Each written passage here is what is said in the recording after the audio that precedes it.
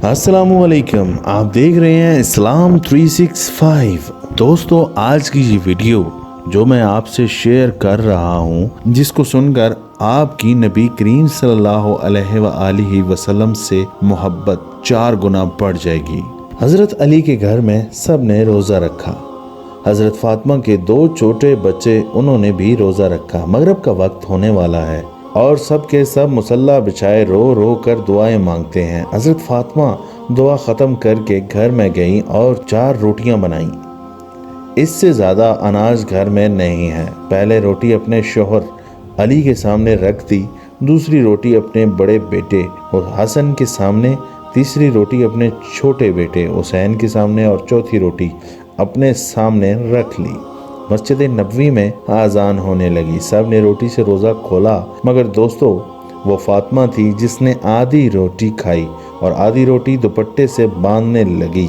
ये मामला हजरत अली ने देखा और कहा, ए फातिमा, तुझे भूख नहीं लगी? एक ही तो रोटी है, उसमें से आधी रोटी दुपट्टे में बांध रही हो। फातिमा ने कहा, ए अली, हो सकता है मेरे बाबा जान मोहम्मद सल्लल्लाहु अलैहि वसल्लम को अफ्तारी में कुछ न मिला हो। वो बेटी कैसे खाएगी जिसके बाप ने कुछ भी न खाया होगा। फातिमा दुपट्टे में रोटी बांध कर चल पड़ी।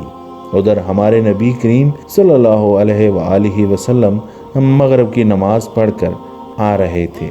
हजरत फातिमा को दरवाजे पर खड़ा देखकर हुजूर कहते हैं, ए फातिमा, तुम दरवाजे पर कैसे? फातिमा ने कहा, ए अल्लाह के रसूल, मुझे अंदर तो ले चलें। हजरत फातिमा की आंख में आंसू थे। कहा, जब अफ्तार की रोटी खाई तो आपकी याद आ गई कि शायद आपने खाना खाया हो या ना हो, इसलिए आधी रोटी दुपट्टे से बांध कर ले आई हूँ।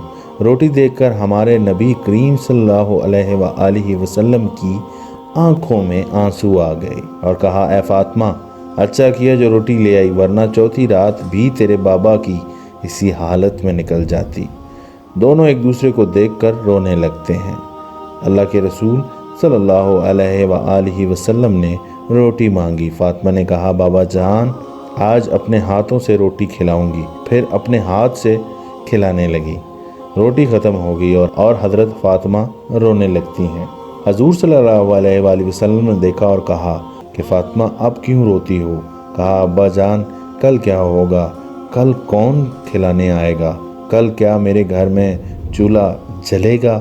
कल क्या आपके घर में चूल्हा जलेगा? नबी करीम सल्लल्लाहु अलैहि वसल्लम ने अपना प्यारा हाथ फातिमा के सर पर रखा और कहा, ए फातिमा, तू भी सब्र कर ले और मैं भी सब्र करता हूँ। हमारे सब्र से अल्लाह उम्मत के गुनाहगारों का गुनाह माफ़ करेगा। अल्लाहु अकबर। ये होती है मोहब्बत जो नबी को हमसे थी, उम्मत से थी।